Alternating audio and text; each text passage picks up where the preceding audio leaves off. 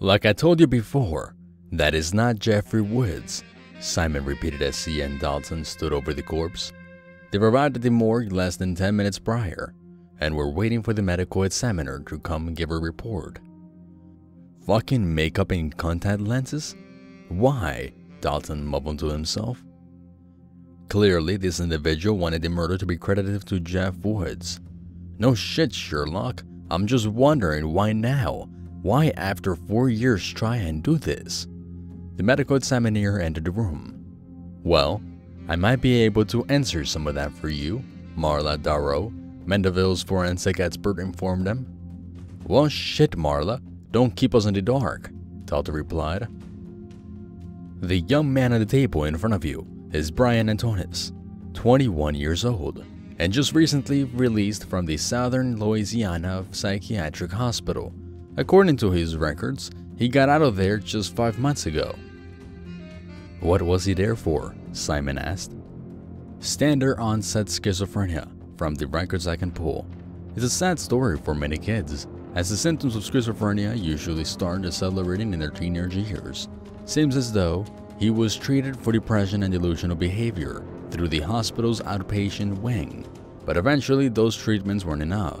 Looks like they officially started inpatient treatment 3 years ago, when his issues at school could no longer be managed by his foster parents. Foster parents? So this kid was an orphan? Dalton asked. His biological parents are unknown. State records indicate that he was dropped off at the Orleans Parish Sheriff's Office as an infant. The names of the parents weren't recorded. Likely were never given. He bounced around from foster home to foster home until his mental illness became too much for his guardians to handle. Simon rubbed his chin thoughtfully. It's like the great wordsmith William Smith once said, "Parents just don't understand." Dalton chuckled at this, causing Marla to give them a sharp look. Is this funny to you two?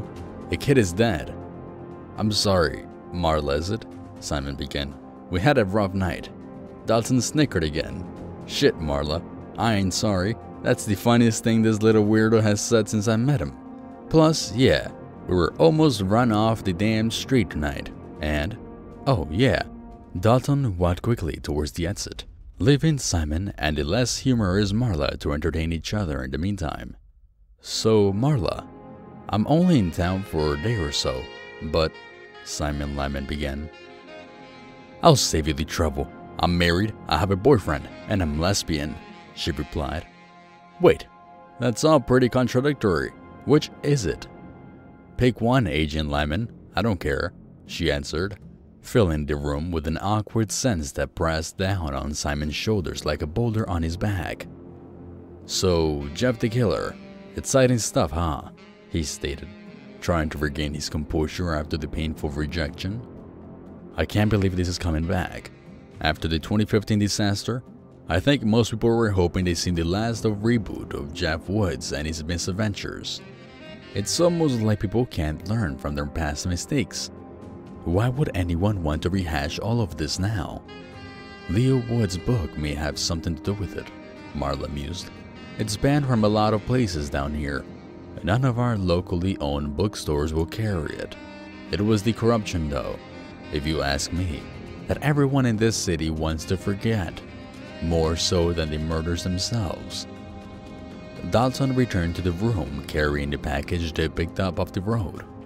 Okay, Simon, let's just see what these fuckers packed up for us. Are you sure that's safe to open? Marla asked.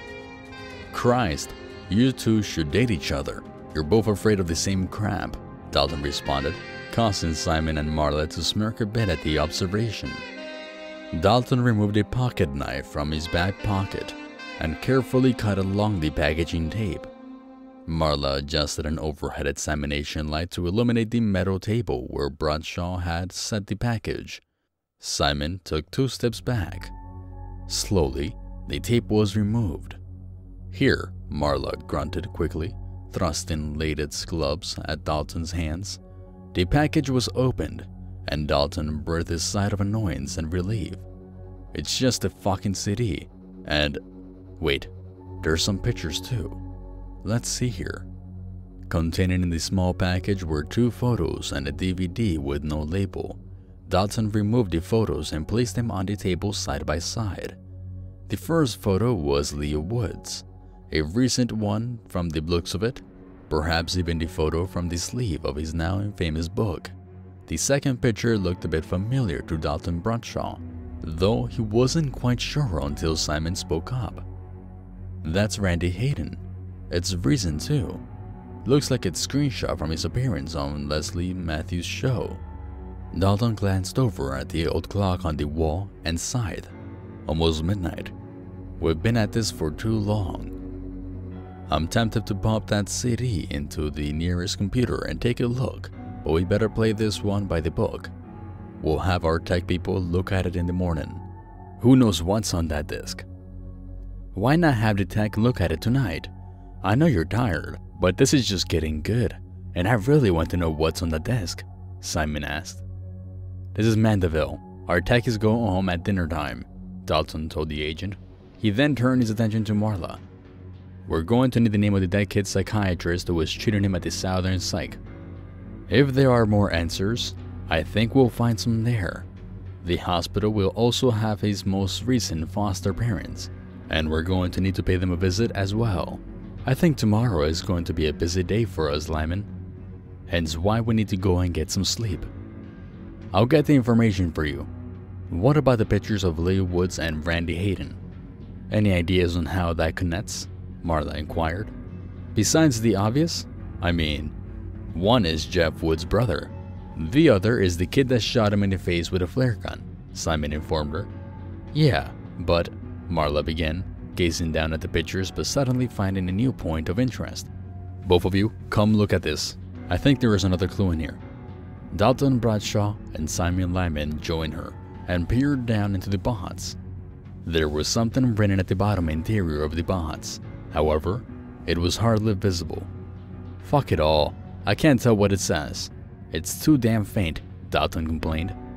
"Wait, I have an idea," Marla stated, and reached up and fiddled with the lamp mounted above their heads. She toggled a switch, engaging the lamp's black light function. Suddenly, the 3 investigators were thrown into a warped world of strange color. Standing over a fresh corpse with a room glowing in odd hues of blue and black caused a small shiver to run down Simon's back. However, the mystery written on the bottom of the box suddenly became clear to them all. 114 Shortcut Road. The dead prophet speaks, but when his source of power fades, his words of wisdom will forever be lost. "What's it mean?" Simon was asking, but Dalton was already on his phone, calling for backup to meet them at the address hidden in the box. Shortcut Road. It's a small gravel stretched out in the middle of nowhere. It's got a reputation of being a place where bad things happened. When I was a kid, there was urban legends about devil worshippers out there. There are a few abandoned houses back there, but that's about it." "Not just any abandoned houses," Dalton snapped as he hung up his phone. "Remember that video I was watching today? The one with the kids calling themselves Jeff's Killers? Back when that group was still active, they'd hold a lot of their meetings back there in those abandoned homes." "Fucking shit, Simon. How the hell didn't we realize this sooner? I bet this is all the work of those fucking sick bastards." "Detective Bradshaw, those kids haven't been active in years. Not since they spent all the money to clear out the Shortcut Road, and..." Marla was attempting to explain, but Dalton was already on the move. "Okay, Simon, backup is already on their way out there. Fucking Mandeville runs on a skeleton crew of cops at night, so they're reaching out to St. Tamara's Sheriff's Office for additional units. Let's get moving." Dalton grabbed the small box, throwing the photos and the DVD back inside before briskly making his way towards the exit. "Wait, the information you wanted," Marla shouted, holding up a small notebook. "Here, I'll take it." Simon grabbed a piece of paper with the name Brian Antoine's shrink written on it, before turning to follow Dalton out to the parking lot. Dalton was already in his car with the engine running when Simon climbed into the passenger seat. He looked over at his partner with impatience in his eyes. "Took you long enough? What were you doing in there? Trying to score a date or something?" "I was, actually. How'd it go?" Apparently she's married, lesbian, with a boyfriend. Talk about covering the bases. Dalton snickered. I know for a fact that she's single and likes men, but guess it just fell outside of her scope of interest. Figures. So, give me the rundown on this area. Marla said that it's a bad spot. Dalton reached into his glove compartment and grabbed another Adderall from the plastic baggie. Simon gave him a strange look, but asked no questions. Mind if I smoke? Dalton asked, already lighting a cigarette without waiting for an answer. He took a long drag and began to answer Simon's question. Shortcut Road used to be what you might consider Mandeville's bad part of town. There used to be a small neighborhood back there, if you could call it that. The utilities were rough back there, always going out due to poor maintenance. Now, by the time I transferred out here, they've actually gone out there and cleaned a lot of it up. I don't think anyone really lives out there anymore. Of course, that idiotic Jeff Woods cold turned some of the abandoned houses out there into their freaking clubhouses. My first couple of months working out here, I had to go back there just once for a call. What was it? Well, Jeff's killers were just about gone and forgotten back then. People were growing up, and the legend of the Jill the Killer was losing its appeal to the kids out here. There were still a few that would go out there to smoke a dope or whatever from time to time, but they weren't dressing up as Jeff Woods anymore. I think they just kept it going to piss off Drake, Arkansas. Wait, Drake, Arkansas? He's the guy that bought Maxwell Hayden's shares of his company. How was he involved with Jeff's killers? Oh, something the expert here doesn't know? Well, Drake's first act of business was securing major ownership of Hayden's firm. Hayden sold him 35% of the company, and Drake just threw his money around until he secured the other 16%. Don't ask me for the details because I'm just a dumb fucking cop. But I know that once he owned 51% of the company, he basically owned Mandeville. Simon was looking down at his phone, pulling additional information to add to the conversation. Falstaff Enterprises, that's what it's called now. Yeah, Drake was a big public figure guy though. He knew that Maxwell Hayden had fucked himself royally with underhanded deals and backroom bribes, so he decided to go to the opposite route. Drake was Mr. Limelight. He was making money hand over fist and started trying the hearts and minds approach. He wanted to bring Mandeville back to its once glorious status as a suburban paradise, which of course meant getting rid of all the Jeff the Killer freaking residue. Simon looked up from his phone. It says here that he hired a bunch of cops to work off-duty for him, sort of like his own personal task force. Seems like cleaning out Shortcut Road and getting rid of the Jeff fan club back there was his first big act. Technically second. Did you know he moved himself and his daughter into Jeff Wood's old house? Yep, right there on Fairmont. Place burned down not too long ago. Good residence, I suppose. So Drake Arkansas pissed his kids off that were using the old houses back there to have a little Jeff parties. And you think that the few that remained did so just to mess with the guy? More than likely, yes. I mean, it was like history repeating itself. They saw him as just another rich asshole trying to write the laws in this town. I guess the joke's on them though. Drake Arkansas died last year. His daughter is still around here though. She pops up from time to time. The two men had become lost in conversation as Dalton turned down dark road after dark road, taking them further into the backwoods of St. Tammany Parish. It was the massive glow of red and blue lights up ahead that broke their chatter and brought them back to the present. That's our backup, or in this case, I suppose we're the backup now, Dalton commented. Must be a dozen cars up there. They got here quick. This is a boring town to be a cop in, Simon. If this were New Orleans, that backup would have arrived sometime next week. Out here though, the cops are chomping at a bit for something to do. I bet half of those guys up there are already preparing their bullshit stories to tell over cheap beers and… Simon suddenly cut him off. shouting, "Look out!" From behind them, an ambulance came speeding past.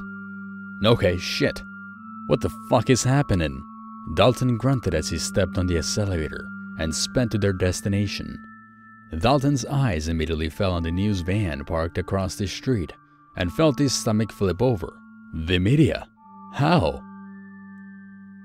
From WDSU, New Orleans, Grisly Murder of the North Shore. Reported by Helena Morrison. Helena. Tonight, the residents of Mandeville are once again taken back to the chilling serial killings of 2015, involving teenage murderer Jeffrey Woods, known in the media as Jeff the Killer. Last night, the police responded to an abandoned home located in a long-forgotten part of Mandeville, known as Shortcut Road. Local teens calling themselves Jeff's Killers were once known to frequent these homes. However, in a statement by Mandeville Police Chief Mitchell Hardy, their activities had ceased over time. Now it appears that someone has taken an interest in the area once again, and this time they are stepping up their morbid fascinations to a terrifying new plateau. The scene now cuts from the newsroom to footage from the prior night on Shortcut Road. Helene Morrison can be seen standing in front of a small brighted home as dozens of police, EMTs, and other officials mill about the front yard. Some entering into the dark home, as others take photographs and examine the area. The screen then splits, showing Morrison in the newsroom as the footage from the crime scene continues to play on the other half of the screen. Helene. WDSU received an anonymous tip around 11:20 last night, informing us that if we wanted to be the first on the scene for what the caller described as his masterpiece, that we should hurry to 114 Shortcut Road. We arrived around the same time as the first police cruisers began to show up, and we were not allowed to bring out cameras into the house. However, it soon became apparent from the reactions of the officers reporting on the scene that something horrific had taken place in the small town that once prided itself on its practically non-existent crime rate. I'm going to play for you the call that we received last night from the unknown tipster. However, I must warn viewers at home that this audio recording is disturbing. The screen shifts to a gray screen with a stock photo of a telephone in one corner and a WDSU logo on the other. The call is played with the audio caption across the screen. Male voice, modified slightly to raise the pitch. My masterpiece awaits those with curious eyes. He has much prophecy to share. Will it be heard before the soul within his voice dies forever? So many lies are told. So many false messiahs speak and so many fools listen. I have the truth. If you will come and bear witness, 114 Shortcut Road, the dead speak there. Jeff's killers worship a false god. Only the truth can open the door to freedom. Come find the truth. Screen returns to Helene Morrison. As I said before, we were not allowed into the crime scene. However, a source working on the investigation did share with us a first-hand account of what he saw in the house. The witness describes the scene as something from a horror movie. The body of a man was nailed to the wall of the home. Rescuers believed the victim was still living at the time of the discovery, as a faint voice was heard whispering from his mouth. However, upon further investigation, it was discovered that a small MP3 device was forced into the victim's mouth and was playing a recorded message on a constant loop. Screen cuts back to the scene of the crime the night before, where EMTs can be seen wheeling the victim out of the house on a stretcher. The victim is covered in a white sheet. The identity of the victim has yet to be released, as the investigation is still ongoing. The contents of the recording are also being kept within police custody until further information becomes available. In other news, 4 days passed and things were bad for Dalton Bradshaw and Simon Lyman. The news had spread like wildfire. The internet was burning up the stories about Mandeville's infamous Jeff the Killer. Rumors were flying about. Had Jeff returned? Was there a copycat serial killer on the loose? Did the cult-like youths that once called themselves Jeff's killers finally organize and become violent? People were demanding answers, and the mayor's office along with the chief of police were struck with the deluge of furious citizens wanting the truth. Sadly, for all their efforts, no truth could be solidified yet. What the news had failed to report on the night of the murder on Shortcut Road was being pieced together by everyone from YouTube commentators to established news sources. However, the Mandeville police who had the answers were ordered to remain silent. Any officer found responsible for providing information to the press would be terminated on the spot. The chief of police, Mitchell Hardy, had raised the bar even higher by threatening his staff with the criminal charges of malfeasance in office should any journalist become privy to information before he and the mayor were ready to have a press release. What had been found was something far too terrible to actually broadcast on the nightly news anyways. Upon arrival to 114 Shortcut Road, police discovered the body of Trent Vickers, a resident of Mandeville and known troublemaker. Vickers was in his mid-20s, played in a heavy metal band, and was a thorn in the sides of law enforcement for years. Usually his crimes didn't extend past drunken outbursts after a night at the Green Room, a local club in the neighboring town of Covington that hosted different musical acts. The Green Room was the closest thing that residents of the North Shore could get to a New Orleans rock bar without having to drive across the lake. More than that though, Vickers was a self-proclaimed founding member of Jeff's Killers. He'd been generous online with his master plan to create a sovereign community in the abandoned homes of Shortcut Road. This, of course, meant that he'd been in direct conflict with the Mandeville police, but more so than them, Drake Arkansas and his company. When Arkansas began his task of clearing out the old homes on Shortcut Road, he'd been met with an abundance of resistance from Vickers. Lots of confrontations filmed on cell phone cameras that found their way to Vickers' YouTube channel. Lots of plugging, calling Arkansas a fascist, comparing him to early 20th century mobsters, complete with the accusation that the entire Mandeville Police Department was in his back pocket. There was a lot of mudslinging in the form of comparing Drake Arkansas to Maxwell Hayden. Vickers claimed that Arkansas's desire to clean up Shortcut Road was just another attempt at hiding the truth of what Mandeville really was, and how the lies and corruption discovered after Jeff Wood's rampage were simply repeating themselves under a different dictator. He created a few issues, such as blocking construction vehicles sent out by Arkansas, but eventually, like so many others, fed himself enough rope to let himself hang. In late 2016, when Arkansas really started ramping up his efforts to clear out Shortcut Road, Vickers decided to up the ante and start targeting actual members of Arkansas staff. He'd shown up at the company headquarters with his cell phone camera rolling and conduct ambush interviews intending to humiliate anyone connected to Drake Arkansas. From YouTube channel Free Mandeville posted by Trent Vickers. Camera footage shot from first-person perspective shown cameraman Vickers approaching front office entryways of Falstaff Enterprises. Unidentified man in suit sets his door and is accosted by Vickers. Vickers: Sir, would you care explaining how you sleep at night knowing that your paycheck is coming in from a fascist tyrant? Businessman: Go away. Vickers: I would not go away. Your company is attempting to destroy a community of sovereignty, peaceful people who oppose corruption. We would not simply go away. Businessman: Get a life. Vickers: You're a fucking pig bastard. Go suck on the dick of your boss. Uninformed security guard at his building and approaches Vickers. Guard: Sir, you're going to have to leave. Vickers: I'm on public sidewalk. Piss off. Guard: Sir, you cannot harass the employees. Vickers: What's your name and badge number? Guard: Sir, you're going to have to stop filming me without... Vickers: Name and badge number, you fucking pig.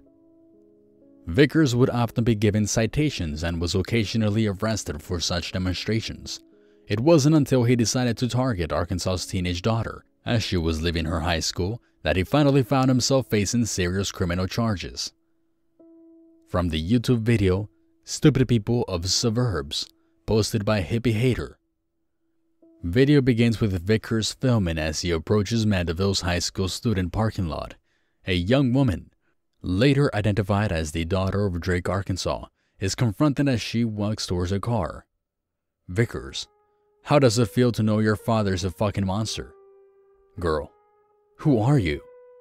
Vickers: you know who the fuck I am? I am the guy that's gonna fuck your dad up the ass harder than he fucks you. Girl: what did you say to me? Vickers: you heard me. What's the matter? Ashamed of your father? You should be. Vickers then lowers his camera to demonstrate that he is grabbing his crotch, making sexual gestures towards the girl. Vickers: yeah, I'm gonna fuck your dad just like this. You like that, you spoiled little cunt? Other students began gathering and several teachers started approaching Vickers. Teacher: sir, you need to leave the school grounds this second.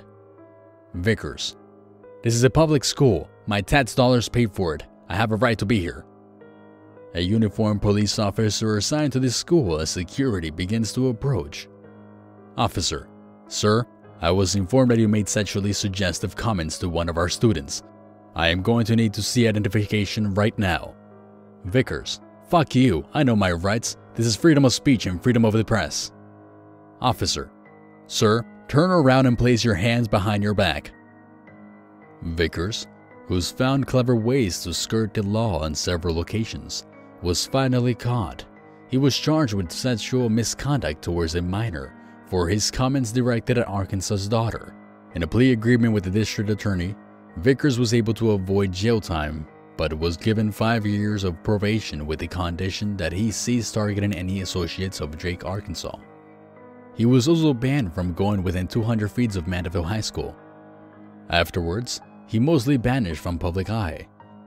He played his gigs at the Green Room from time to time, and would occasionally post one of his video rants about conspiracies and such. But his mission to bring down Arkansas and his task force seemed to have vanished altogether. Then, 4 nights ago, he was found by police nailed to the wall of one of the last remaining abandoned homes on Sherlock Road that he'd once fought so hard to protect. Lodged in his mouth was a small voice recorder playing the same bizarre and ominous message on a constant loop. The message wasn't saved though, and had the recorder's batteries drained completely. The strange message of looming disaster may have never been heard at all.